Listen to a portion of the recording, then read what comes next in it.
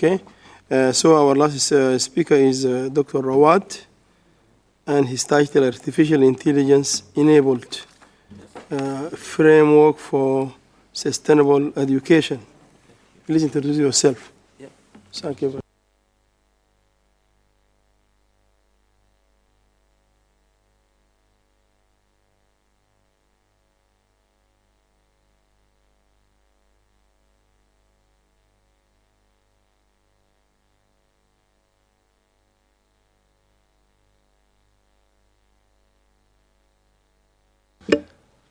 Okay. Good morning, everyone. Can you hear me clearly? Okay. Thanks, Prof. Sadiq, and thanks for the organizer for inviting me. It's been a pleasure to be here with you today. As this is the last presentation, the first session, I will try to make it as interactive as possible. So my talk today is about the artificial intelligence enabled framework for sustainable education. When we talk about sustainability and sustainable education, then it's very important just to bring back the discussion to the very early start of this, which is the Sustainable Development Goal, the 17 goals that you can see here in the picture. And we can't definitely cover all of these goals in this short presentation, but we can at least focus on some of them, especially that are related to education. So today, what I've done, just focus on the education, quality education, and the other goal, which is the decent work and employment. Basically, quality education will affect all the 17 goals. That's the ideal situation, but we can't cover all of these. So for me, quality education and decent work are really connected with each other, and today's presentation will show why I've picked both of them together. Now, the question here is, these are the 17 goals for 2030. Are we doing well with these goals? Are we going to achieve them or not? That's a good answer. Now, I'm going to answer this in twofold. I will use the tools, the SDG indicator developed by the UN in our world in data, which shows the indicators here. Sorry. Which shows the, all of these goals. Let's say goal number 4, quality education. We have some indicators there. If you have something green like this, this means that we have data on this. We are sure that we are doing well with that. If you have something red, that means no metrics at all, no measurement. And if you have something amber, this means data maybe obsolete, incomplete, outdated, and so on. So you can see from quality education, we are not doing well. And if you go to goal number 8 about the decent work, you can also see the same situation, even more worse. So that's the first part. The UN is, has admitted this. Now, my answer for this is to go for, instead of going to top-down approach from the UN, I'm going to from a bottom-up approach, looking at organizational and educational organization, and look what they have, and can we achieve this kind of sustainable education. So for me, these are kind of challenges and opportunities at the same time. So I have identified few problems, key problems in my view, but we still have more. The first one, in my view, is the disconnectivity. In my view, educational organization, they have a lot of disconnectivity, and the disconnectivity is elaborated in 3 things, mainly. In the phases of education, so we have preschool, we have school education, primary, secondary, and we have university, vocational, and other stuff. Now, once I finish my preschool and move to the school, I have nothing in my record. And similarly, when I go from primary to secondary and university, I have nothing in my record. This will impact what we call, what we can deliver to students in terms of personal learning experience. So if I have no information in the system about myself, how is it possible for the organizational or committees or the whole system to make or give me some kind of customized experience? So this disconnectivity, it impacts exactly the, let's just do it this way, yeah. So also another way of disconnectivity is stakeholders. our educational organizations are not really linked to the stakeholders.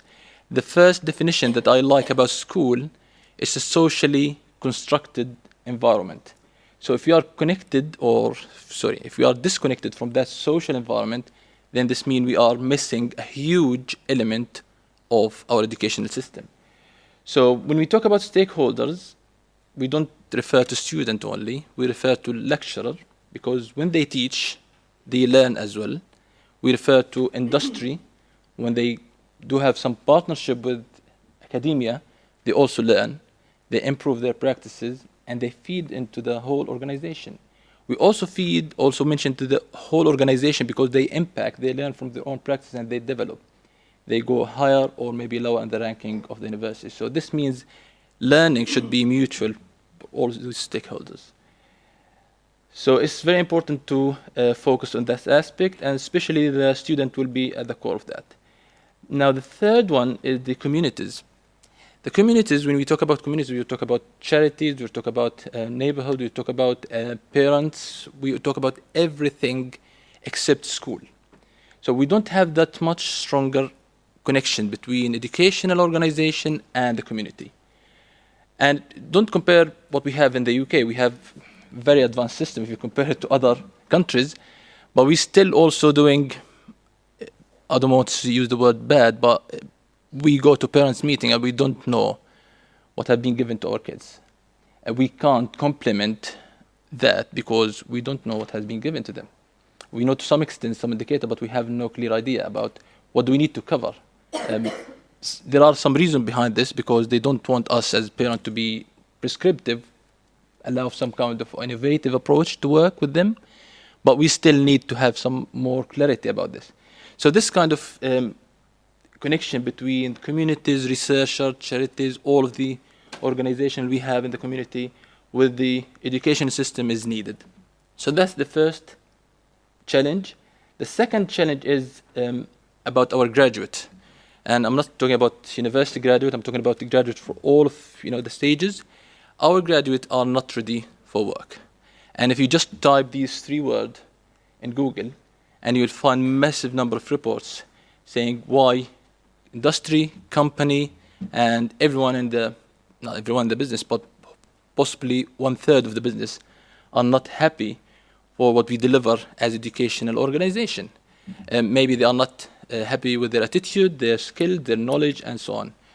The third one, which is most important, if we are not ready, if our graduates are not ready for today's work, then most importantly, they are not ready for future work. So what are we going to do? What are we going to do now if they are not ready, if they can't work in the future? Are they going to transform, reshape our future? That's something really challenging. So these are 3 challenges: disconnectivity, not being ready for the work, and not being ready for the future, in my view, are the bottom-up challenges identified against how we can measure our achievement toward quality education. Okay, now the questions, we know we have some kind of challenges. Can we do anything here? That's the question. Can we help? Yes, I'm here today to convince you that we can. How? By technology, particularly with certain types of technology. But each kind of technology will be appropriate for certain goals. For example, when I talk about future work, I'm talking about different generation. So anyone here have any idea about generation B, X, Y, Z? Anyone from the audience? Yeah, Alan. Anyone else who has no idea about that? Have you seen this before? So no hands up. Good. So that means you are expert in that. So generation B, if you have been born from 1940 to 59, and these numbers are not fixed, they vary a little bit, but that's the rough estimation. You can recognize or call yourself as a generation B, and you can go to see generation Z or millennial. So now why we are mentioning this? Because every type of this generation has their own kind of interest in the work, have their own willing to work in different ways. So one of these things could reflect to the context. If you go for generation B, this is a kind of post-war generation, and then go through the political transition for generation X, and then globalization, and then mobility and multiple realities for that generation Z. Now you can connect all of these factors actually with every presentation we have made today or yesterday or before. I remember the presentation about the youth and their role in the revolution in Sudan and all of other stuff. You can link them and you can see why different generations participate in different activities in different ways. The second one, after the context, we're talking about the behavior. So you can see generation B move from idealism towards undefined ID in different ways as well. Because of limited time, I can't focus on all of these issues, but I will go for as well the last one, which is ideology, moving from ideology to the uniqueness. So I mentioned this generation now because we will reflect on this later on. So now I'll give you some kind of futuristic number that will allow us to kick off some of the discussion. So in your own view, we have some kind of skill demands for jobs now. So let's say from today, in 2 years' time, do you think this kind of skill for jobs in industry will change or not? Will change, okay. Roughly by 10%, 50, 90? 30%, okay. You see the answer? So 35, very well. 35 of the skills demand for jobs across all industries are expected to change by 20. So in 2 years' time, we'll have 35% of the skills will be changing. That's a huge amount. I mean, if we compare it to what we have in our expectation as educational organization.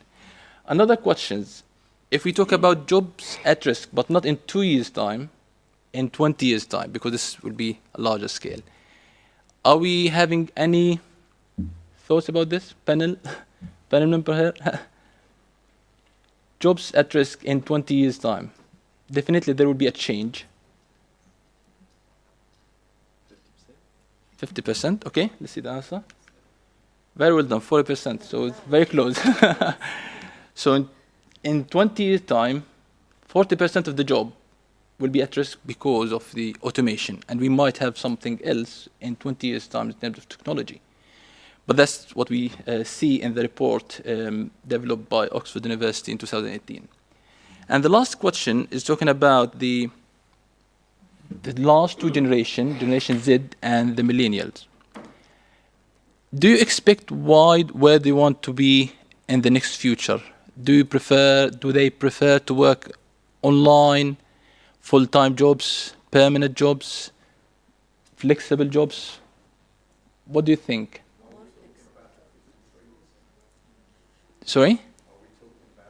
No, I'm talking about different question now. We are clear about those two numbers. This is the third question. We are talking about Generation Z and the millennial. So what kind of nature for their work will be in the future? Do they expect to be working full-time like what we are doing now? I think it will be flexible. Are they looking for more flexible? More flexibility and online. Flexible? Okay. So 55 of them will be looking for, the gig economy, which is kind of freelancing and more free and flexible working hours. So just to be very quick, the answer for this, yes, is we need to use artificial intelligence technique to in order to bridge the gap and solve these problems. So just very quick, have you heard about AI before? Anyone? Okay, can you just give me one keyword or two keywords? What do you think about AI? What does it mean for you? Yeah, just Mike, please. Sorry, did you say artificial intelligence? Mm-hmm. Yeah. I think when you look at it from our perspective, it's the ability for you to actually do things maybe like virtually without having to go anywhere. Okay. So Good, I can actually work from home and actually do virtual work. Any other quick answer? 30 seconds. Any other answer from panelists, please? Help us, Prof. Sadik. You're going to kick me off now. I have 2 minutes. Give me an answer about artificial intelligence. What does it mean for you? Actually, artificial intelligence will create value from our activities. Okay. But it creates more value from our activities. However, it's just facilitator. The human mind is the most important factor in doing everything. But it will help to facilitate our activities and create more value. Good. Thank you so much for that. So I'm going to, because there are many definitions for AI, I will just focus on one of the goal-oriented definitions, which is talking about the study of how to make computers do things that people, for the moment, are better at. So machine and humans are competing. 40 years ago, people were better than machine in making decision in many areas. Now it's not. So we need just to make the computer as intelligent as a human, or maybe more. So it's not about automation, it's not about analytics, because you can automate or integrate system without any kind of intelligence. You can make analytics without intelligence. It's more about the customer experience. I need to give you some kind of software or hardware that is enabled with AI, software that will make your life easier, achieve your goals, and so on. So, quick time. So that's the answer for my question. This is the AI framework, AI-enabled framework for sustainable education. It's composed of 5 different elements: technology, people, data, processes, and institutions. So because of this kind of audience, I wouldn't be able to dig into too much into the technology jargon, so I'll keep it abstract as much as possible. So when you talk about technology, we're talking about, as I mentioned, customized learning experience. We don't want to deliver the same rigid learning content to everyone.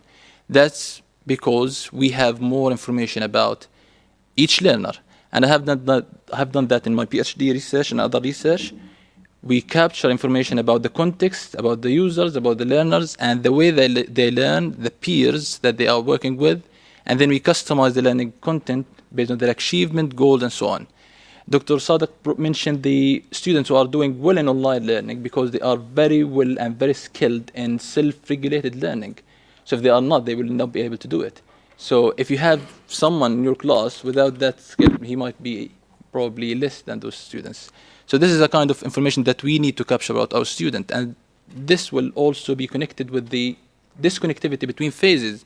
If I have information about X student, since he or she started preschool to school, secondary, primary and secondary, and then at the university, I'll be able to customize the learning experience for him or her in a better way. So that's the technology, being adaptive, flexible, responsive. And for people, we need to work a lot to make sure that we are ready for lifelong learning.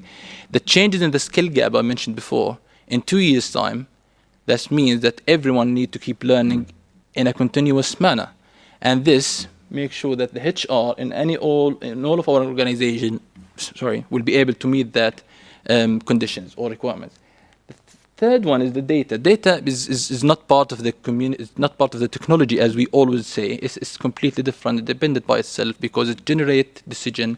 It can generate systems by itself. It affects everyone. And if you can see the nature of the higher education in the UK, you can see, for example, bodies like HISA and all of other similar organizations. They drive universities. They actually driving the university. They change their requirement.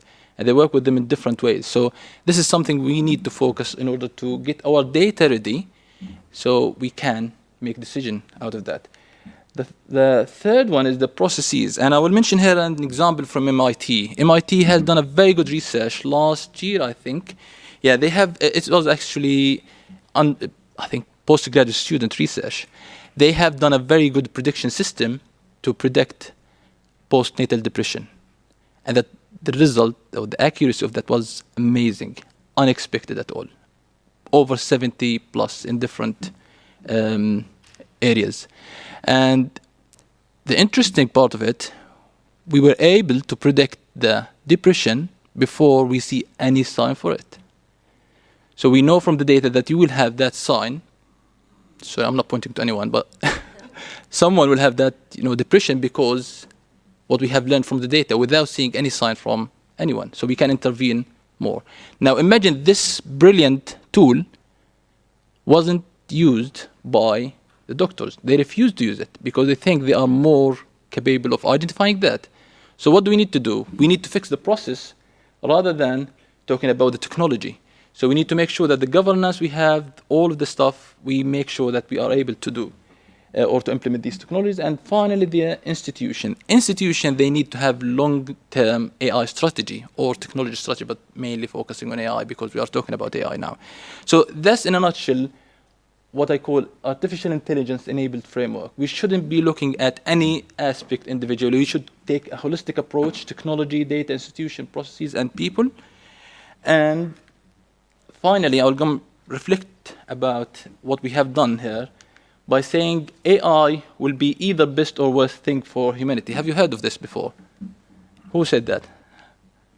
It's, yeah. Any thought? Any thought from the audience? It's the greatest physician. Yes, Stephen Hawking. Yeah, that's true. And the second one is every aspect of our lives will be transformed. In short, success in creating AI could be the biggest event in the history of our civilization. It's against Stephen. Now the third one, AI is the biggest risk we face as a civilization and needs to be checked as soon as possible. That's by Elon Musk, Tesla. So whether we agree or disagree with this, we still have two more factors, in my view, that affect our life, not just only AI. Any thought about these kind of technologies? Just random. Yeah, go ahead, please. I think robots as well. I can't hear you, if you can just... I think robots as well. Mm-hmm. Thank you. Anything else? I mean, in addition to the AI, we still have two more factors. Just because of short of time, it's the 5G. 5G, and you have heard of the problem with Huawei because of the investment they have done in 5G. 5G has two sides of it. First of all, the bandwidth, which will be extremely amazing. So you'll just click on Netflix movie, it will be real-time download. This is not a problem. The problem is the low latency. So you'll have the ability to connect, and probably the latency will be from 1 to 4 milliseconds. And this is a huge security problem. So if you connect to the server just to destroy the data there, then you can destroy the data and install your own systems and do horrible things in just milliseconds. So that's the biggest problem with that. So due to this kind of expectation, in addition to the fourth revolution, you can see the huge demand will be in the future on security, on working from home, and all of the other consideration taking control over jobs will be nullified, I think, because we'll be able to do some kind of surgical, we'll be able to do operation from their own if we have some kind of real-time system like fifth generation. And the other one is the industrial revolution, the fourth industrial revolution. The last presentation, I'm talking about future direction for educational system or quality education. They will be immersed in different ways and they will be morely connected. Representation seen from student, we have very bad impact from student who doesn't have a cuddling campus like London universities. They want to go and see all the university buildings in one campus. They want to see this kind of, we call it cuddling campus. But in the future, I think the Generation Z will appreciate being, working of more maybe hot disk university. They will be working in different places, different areas, different companies, industry, and so on. University will become many educational cities, I would say. They will be cooperating with everyone rather than being isolated. We'll go for unbundled university. If you have heard of the blockchain university, blockchain basically is a Bitcoin underneath model, but that model is it's not for Bitcoin. It's just for being transparent. If you want to send money for someone, you need a bank, which we don't need it with blockchain, and that will be the same for education. You can collect your program or the course you study from different universities using blockchain concept. And we will do more work with space utilization, library, for example, space utilization. If we have motion detection now here, the motion detection will be able to recognize how many students here or how many members here, and they will know that there is a little number of attendees. So next time when we book the room, they will reject if AI is applied by that time. So this is not a good news, Dr. Alam, for us. So student spaces, jobs and employability, as we have mentioned before. So this kind of future education workspace, that will be our next university, maybe next generation university. And thank you so much. That's the Q&A time. Yes, thank you very much indeed. So we take few questions for the last two speakers. Just few questions. Please. This is to all speakers. Can I say thank you very much? It's really been inspiring. But how can we help you? How can we help you? Yeah, in many ways, I would say. If you are expert in AI, then you have to advise colleagues to work on that domain. If you are not, then you have to work hard with the community to get connected to the educational system wherever you can. Schools, preschools, charity, vocational training, universities, any kind of educational systems. If you have any kind of involvement in committees or writing white papers and so on with companies, will be highlighting these issues. You don't need to be skilled in AI and technology in order to take action. Lots of work with AI would be regarding to the policies, regulations, and even the ethical aspect of AI. We have no one, I mean, not no one, but I mean just generally, we have a very, very limited number who are talking about ethical AI approaches. And we have in King's College, this is just an example, we have a robot called Kimba. It's a receptionist, basically. It starts with a very simple, very simple, like, Alexa and other stuff. And students get very interested in that. And they started to add arm, build, some kind of facing, voice, motion detection, and so on. So it works very well because of its nature. It's for learning and teaching. And that's the immersive technology that we need. Otherwise, we'll continue delivering lecture like this. People are asleep. We go for exams, and that's it. I'm not saying that this is completely not working, but there is a massive chance to improve. That's it. Thank you. Ms. Brown. Thank you. How can we help you? Please close the mic. Finish? Okay. Please. Yeah, I think sharing data is probably from Quid's perspective the best way that I can say generally people can help without knowing what everyone does. But I think the more kind of rich data sets that we can get our hands on, the more interesting questions we can help answer, really. And I think something I've been talking about with a few other technology companies around London recently actually is I'd really like to see a lot more collaboration between the companies that are focused on similar issues, because so many of us have figured out how to do one thing really well, and then we start trying to do more things really well, but someone else is already solving that problem. So if we can have more kind of partnerships and join forces a bit more, then I think we see quicker resolution to complex issues.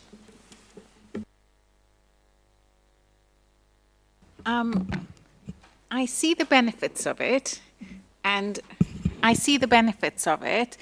used AI to data mine particular molecules of interest, and that's worked very well.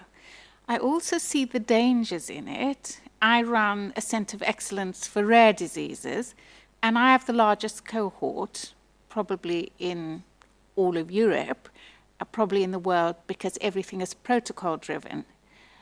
I have a huge number of people wanting to do the analysis for me.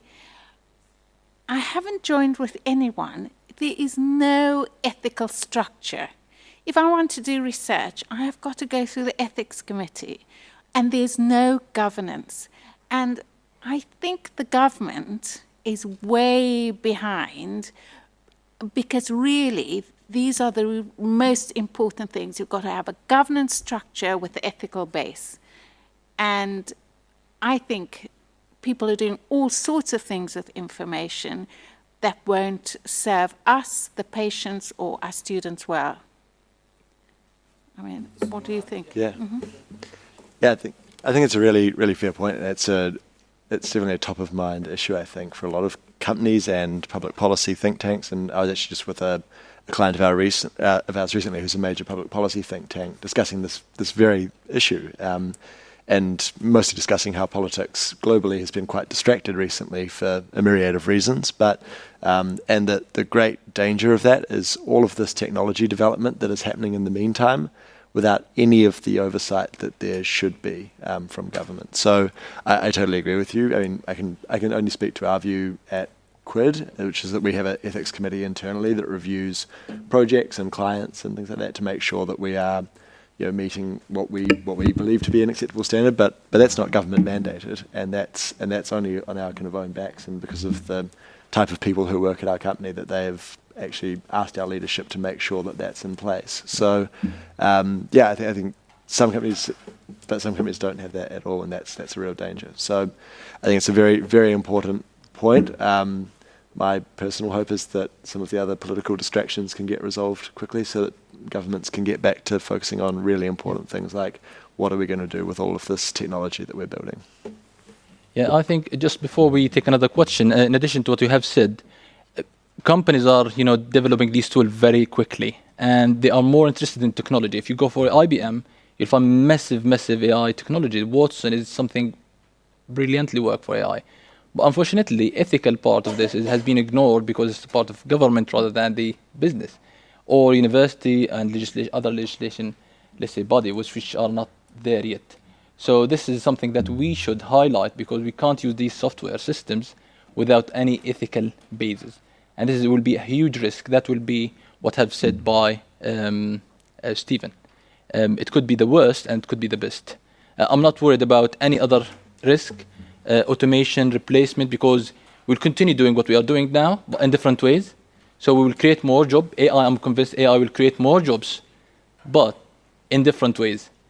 We need to get ready for the jobs. We need to be trained well. We need to be educated well, but it's not about replacement. It's about the way, if someone who's talking to his kids, don't do this and don't do this. If we put the AI on the top of our shoulders, will be the 8-year kids talking to that AI father, and they will destroy the whole things for us. So thank you. Please, we are running out of time, please. Yes, I would like to talk about the dangers of AI. Can you please introduce yourself? Ibrahim Bani. I am a global health expert and professor of community medicine. There will be a gap between the developed and developing world. In this time, there is many parts of the world they don't have access to internet. So if AI can be used to provide free internet to every part of the world, that would be great. But if not, it's really dangerous. Thank you. Actually, Hans, I don't know. We don't have enough time. You can discuss with him after in the coffee break, please.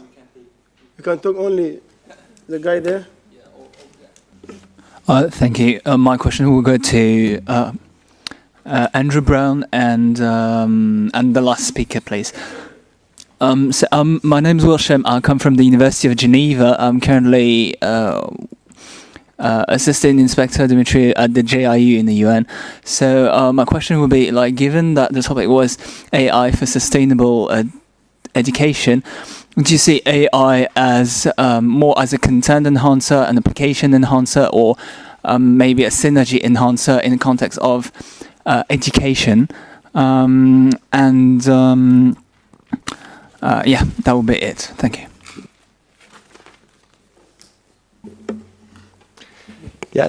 Very, very quickly, I think AI can absolutely be a content enhancer in terms of, and even content location enhancer. So, I mean, I'm again only speaking to my own experience really with QUID as AI.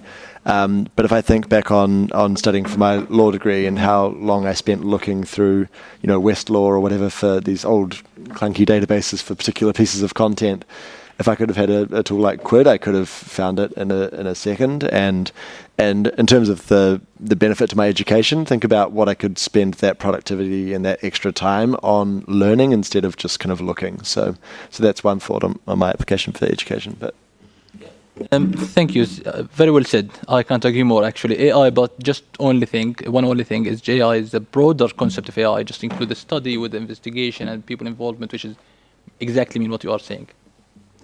Hopefully answer the question. I'll be happy to take more questions. Okay. I'm sorry if I go beyond your wish. We have to conclude the session. Sorry for those who still want to ask, please. You can meet him during the coffee break. Now is thank you very much indeed for all the speakers. And it's a time for...